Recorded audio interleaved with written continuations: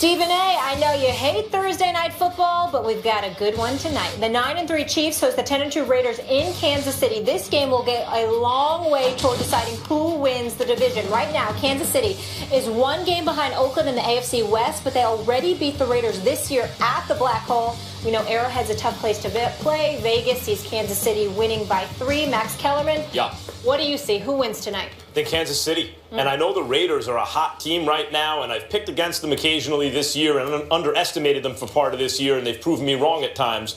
But Kansas City is a tough team to play at Arrowhead, obviously. They've already beaten the Raiders earlier this season, and Stephen A., as hot as the Raiders are, you know the hottest team in the NFL during the regular season? You know who they are over the last 22 games? The Kansas City Chiefs, 19-3. I mean, Andy Reid is up to his old tricks. Wherever he goes, that team becomes a powerhouse, a juggernaut. And they're number one in takeaways, number one in turnover differential over that time, the things that actually decide football games. And you look at the team right now, it's quietly, arguably, the best team in football over the last season and a half. Kind of like the 49ers were a couple years ago, when though they didn't win any Super Bowls, they were consistently at any given point arguably the best team in the league over a period of greater than a season or two. And who was their quarterback for the beginning of that? Alex Smith, the guy who's just not going to beat himself, not going to make mistakes, can run, all those things. On an Andy Reid team, the Chiefs, I know they're not perceived as hot as the Raiders right now, but over the last season and a half, they've been better than maybe anyone. Well, they've been incredibly impressive. There's no doubt about that, and they should be favored. I understand that Arrowhead is a very, very difficult place to play. I wish I could have made it there. When I was in Kansas City, I had to give a speech a couple of months ago. They actually asked me to come back for this particular game, so I apologize for not being able to make it. Having said that, maybe it's a good idea that I don't, because I'm picking the Raiders to win tonight's game. It's on the road. It's in Arrowhead, but I think that I want to see the Raiders show up and validate the mustard that I've attributed to them. This is a team that got smacked around last time they met Kansas City. That was in Oakland. Spencer Ware, not Jamal Charles, who had actually played in that game before he went down, ultimately late in the season, an injury. But Spencer Ware was in that game, rushed 24 times for about 131 yards. Carr was ultimately neutralized, only threw for about 225 yards. Threw an interception, had a couple of sacks against them, threw an interception. But more importantly, the Raiders had no running game whatsoever. Latavius Murray did not play in this particular game. He didn't play at all. So he's expected to play tonight, if I remember correctly. The bottom line is this. Amari Cooper was a stud. He had a big game against them. Crabtree's got to show up in here along with others. And I don't expect the Raiders defense to fold in this particular game. They were held scoreless as an offense in the second half against Kansas City on their own home turf. I don't think that will happen tonight. I think we'll see a more prolific Oakland Raiders offense. I think Kansas City will make some noise as well, but I anticipate it will be a nail-biter. I'm picking the Raiders to win this game 30-27. Well, look, the Raiders have shown the ability to come back in games, and that's why Derek Carr is in the MVP conversation, because, as I said, he's like a puncher who can knock you out late in the game. But the fact is they have to come back. That means they are not as dominant throughout the course of the game as the Kansas City Chiefs, who simply don't have to come back on teams like that. You may say, well, Alex Smith isn't capable of doing that same sort of thing as Derek Carr, and fine, that's true. I mean, I think that's pretty obviously true.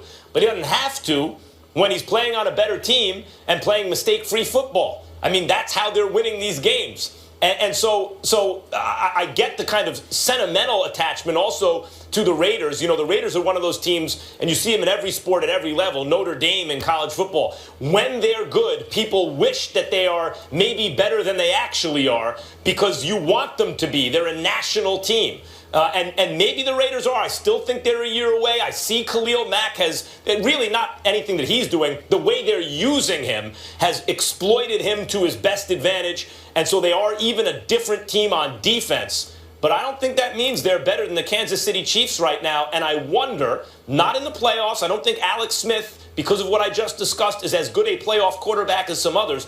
But in the regular season at Arrowhead, I wonder if there's a better team in football right now or at any point over the last couple seasons. I just think they're a little bit better and they're going to win at home. Well, my position is clear. The Oakland Raiders, if they are what I've said they are throughout the season, then they should be able to win a game like tonight. You shouldn't get smacked around on your home turf by the Kansas City Chiefs 26-10 more than a month ago and then turn around, show up at Arrowhead Stadium and wet the bed. You should respond in kind. You're talking about being a champion. You want to be recognized as a championship contender.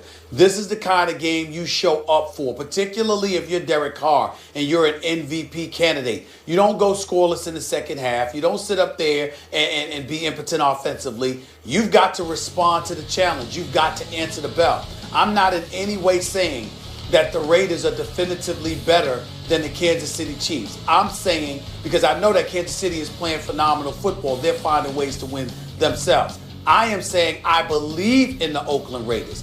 I believe in their offense. I believe in the noise that they can make.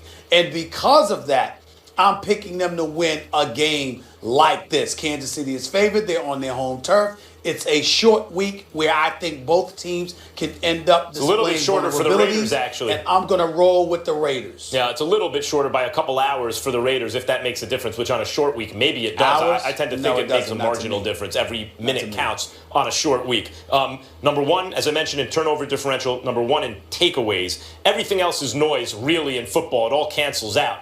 And that usually determines the winner. And Kansas City Chiefs number one in that over the last 22 games, which is why they have the most wins over that time and the best winning percentage, obviously, over the same time. I think they're a better team. We'll see. We'll see. On paper, it may look that way, but I'm rolling with Stephen A. here on this one. I think the Raiders get it done tonight. We'll see. Arrowhead is tough, so you know what the guys are thinking, but we want to hear from now you. I'm worried about my pick. Why? Now I'm worried about it. Oh, why? Because you just joined me. That's why, Molly. I mean, we know what happened to you last week, and I just don't know. I just don't know, Molly. I just don't know. Agrees with you? You should feel good about yourself right now.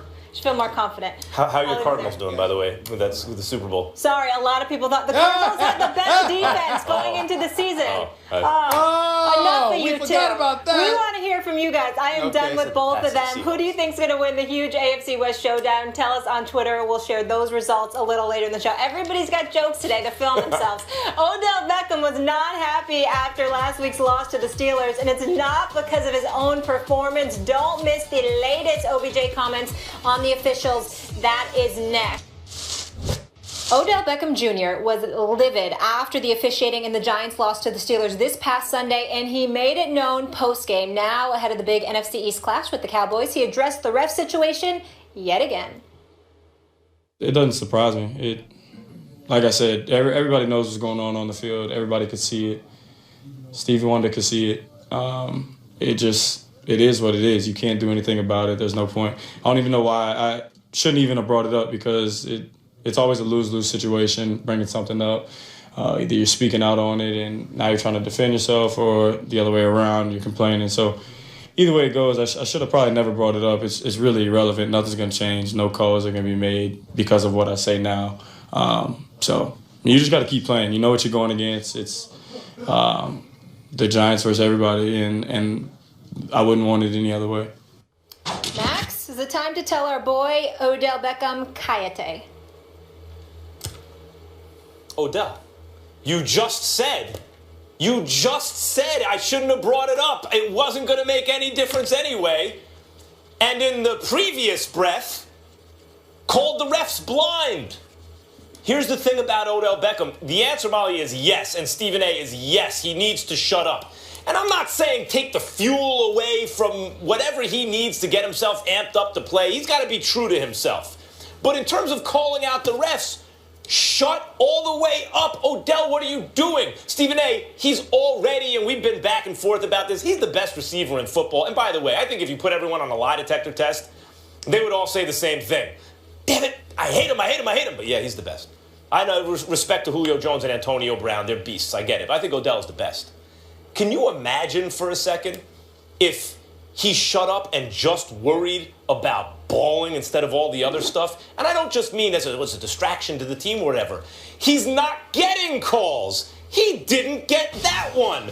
When he asked the referee a question about it, ref told him to get out of his face. Odell, do you think you're going to get more or fewer calls when you call the refs blind?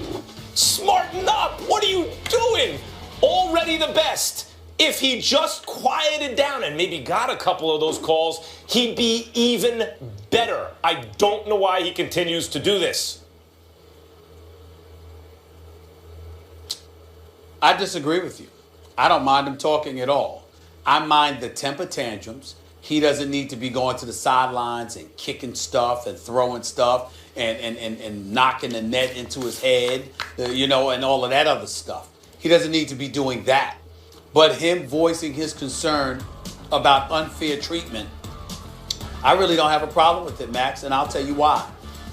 Speaking to some folks from the league office over the last few months, one of the things they've religiously talked about is how they view all the calls, a lot of non-calls, and how the officials are critiqued every week, every single week. They go through every single game with a fine-tooth comb. They highlight what is made, they highlight what is missed, and the officials are judged accordingly. And it has some impact as to whether or not they'll be around in the future. So Odell Beckham Jr. bringing attention to this in a controlled way, in a controlled setting as well, I think is helpful. Because what it does is it raises the proverbial eyebrows of league officials who are going to go back to the tapes and view what he's talking about and come to a conclusion moving forward. That's what you have to do here. He doesn't need to be petulant. He doesn't need to be immature. He doesn't need to be creating a scene or anything like that. But sitting in his locker in a very controlled manner and expressing his dismay and concern over being out on that football field when he is specifically highlighting that rules are being broken according to what the NFL wants, what they say is legal and illegal, what they say is cool and not cool. I have no problem with it. Doesn't bother me. Yeah, okay, fine. If he was doing it in a smart way, but do you think it's smart to insult the officials? The mature way to do it is say something like, refs got a really tough job. I think they got that one wrong. I asked about it. I was told to get out of his face. So, I did. I hope going forward, whatever. There's a conciliatory way to express that, a mature way to express it, versus using it as an opening and the fact that, hey, I'm sitting at my locker and they're putting cameras and mics in my face. I'm just answering the question. Using that as an opportunity to take a sophomoric shot at the refs. Sophomoric, not because it expresses anger. Good for you. You should be angry for not getting the calls. But because you're shooting yourself in the foot, it's going to make it harder for you when you call them blind.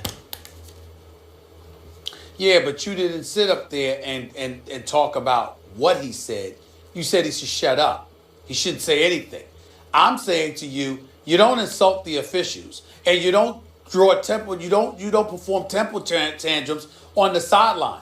But there's absolutely nothing wrong in a mature and educated fashion highlighting the mistakes that the officials are making and highlighting how it's putting you in jeopardy. That's what he doesn't have to shut up. He just has to be smart about what he says. What do you think I mean by shut up? That if they ask him a direct question, he says no comment? No, of course you have to answer the question. Yeah. But don't and insult about the officials, refs. About the officials, that's exactly what I thought you were saying. No. Well, about the officials, that's exactly what I thought you were saying. Do you think they got it right? Everyone knows how to do this. What, do you got to go to a seminar on how to treat the media? Do you think they got it right? Refs got a tough job. I thought that was pass interference on me, and I hope that the league looks at it. Whatever. You can do it in a way that doesn't make it harder for you, because what it shows me in terms of the issue of maturity is that you don't want to postpone gratification, which is really the hallmark of maturity. He feels angry, he wants to express it right then because it feels good to him in the moment, without forethought about how that's going to affect him down the road. That is the definition of immaturity, and I would like him to respond maturely so that this transcendent talent at the position can stop this argument about who's better, him, Antonio Brown, or Julio Jones, and take his rightful place in the hierarchy of at least receivers in the NFL as the number one guy. By the time he's done, I believe we will recognize this as the Odell Beckham Jr. era for receivers, but that's not going to be so clear if he continues to shoot himself in the foot.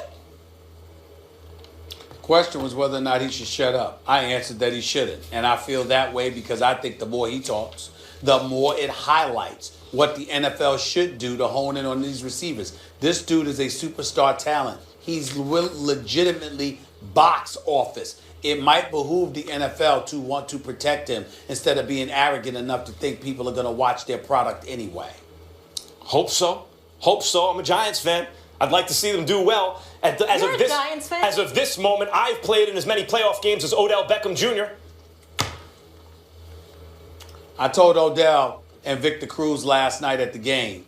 They were at the Knicks game. First of all, New York Knicks, they're lucky to have those guys because I couldn't believe they both still stayed at the game until its very end. I was shocked because they should have left like everybody else. But I told them, you know what? As much as I would love for them to beat the Cowboys now, I don't mind them losing to the Cowboys now and waiting until the playoffs. But they got to get there.